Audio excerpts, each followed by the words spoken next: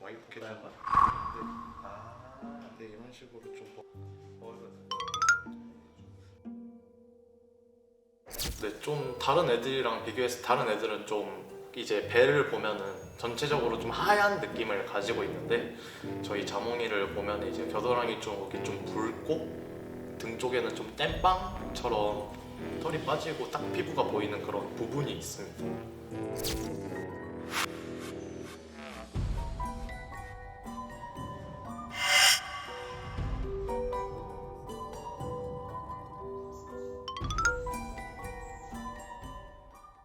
이제 약용 샴푸라고 있는데 그걸로 이제 애를 씻기고 말리고 하면은 그 각질 같은 게 좀 사라지고 좀 그 당시에는 애가 좀 네, 다른 사막여우들처럼 좀 뽀송뽀송해지는 그런 게 있습니다.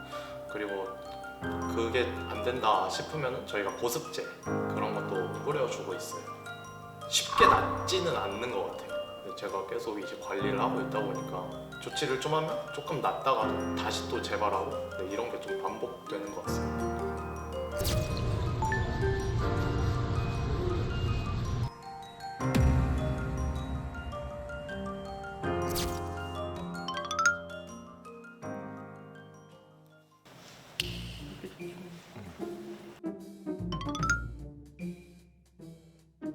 우드등이라는 검사인데요. 이 곰팡이가 있으면 좀 그 형광 반응이 일어나는데 좀 반응이 보이는 것 같아서 곰팡이 배지 검사라는 걸 좀 해봐야 될 것 같아요. 잠깐 반짝이는 형광 반응 보이시죠?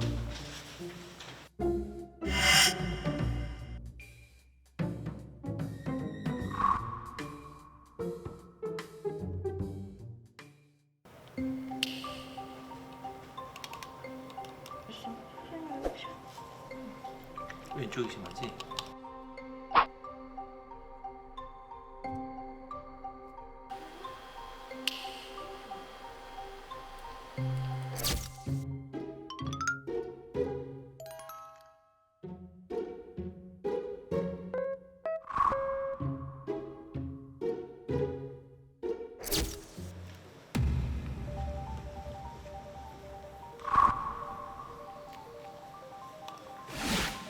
이게 곰팡이가 양성이 되면은 사막 여우들한테만 퍼지는 게 아니라 거기 있는 다른 뭐 설치류들 있죠.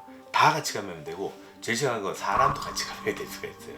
그만큼 이게 곰팡이가 걸리면 되게 피곤하기 때문에 곰팡이에 대해서 신경 안 쓸 수가 없죠.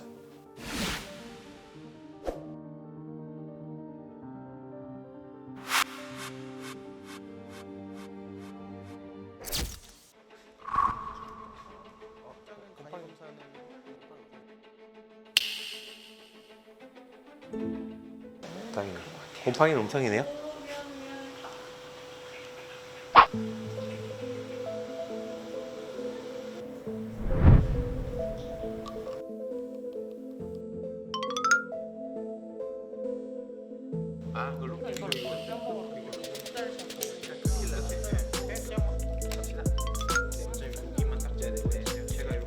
샘플을 채취해서 그 샘플을 이제 검사를 하면은 그 지금 이 피부에 있는 균 종류랑 그다음에 이 균이 어느 항생제에 잘 드는지 이걸 확인할 겁니다.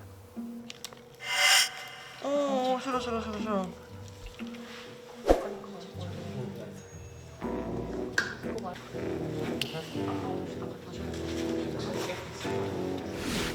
자몽의 검사 결과는요, 세균도 하나도 자라지 않았고요, 곰팡이 역시 배양이 안 돼서 아무 감염증이 없었다고 보시면 됩니다.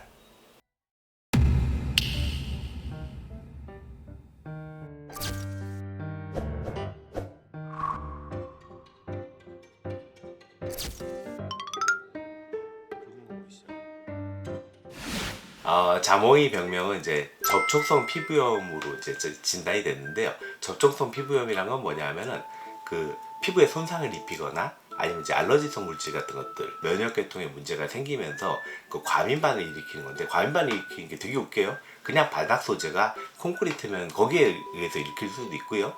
자몽이가 좋아하던 장난감에 의해서도 알러지성을 일으킬 수도 있고, 되게 다양한 병변에서 그 피부염을 일으킬 수 있는데, 이런 피부염들이 2차 감염이 되면은 바로 세균성 감염이 되는데, 2차 감염은 다행히 안 됐어요. 저희가 치료하는데 좀 더 쉽게 치료에 갈 수 있는 그런 결과가 나왔죠. 다행입니다, 진짜.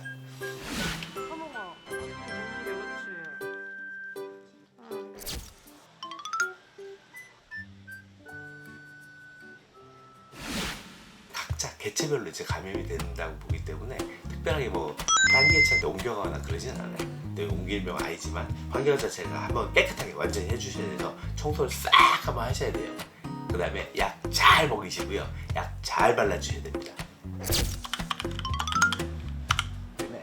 이렇게 걷어을 맞춰서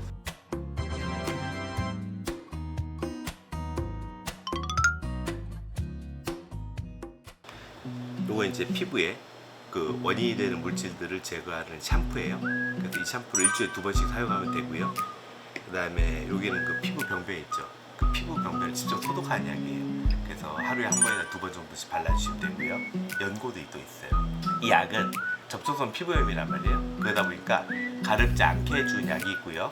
그 다음에 거의 부위가 좀 부어있단 말이에요. 붉게 돼 있고 좀 부어있기 때문에 항염증제가 들어가 있고요. 위보호제 같은 것들이 추가로 들어가 있습니다.